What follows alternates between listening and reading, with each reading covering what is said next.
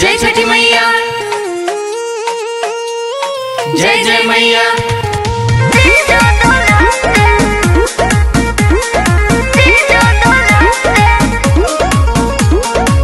अशोक के हरक साली कहाँ दिया 6 दिन के छुट्टी बाटे बोला कहाँ। अरे साली जी बोला हो। अशोक के हरक साली कहाँ दिया 6 दिन के छुट्टी बाटे बोला कहाँ।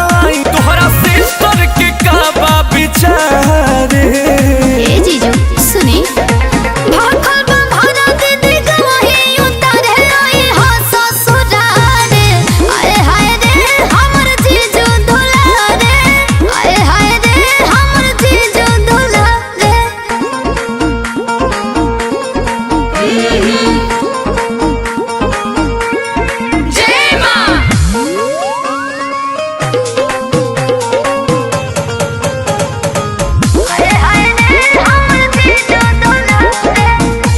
अखिए पनाचे सजो तोहरा गाँव के घाट हो।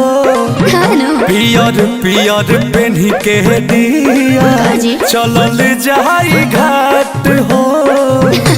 सही बोल रहे हैं जीजू। हो खेला नई हर में छठ बड़ा शुभ हो। आदि का गोसैया बढ़ई है आगे खूब हो। भरब कोसी गंगा के किनारे भाखल भरा दीदी का वही उतारे आई हो ससुरारे। आए हाय रे हमर जीजा दुलारे। आए हाय रे हमर जीजा दुलारे। आए हाय रे हमर जीजा दुलारे।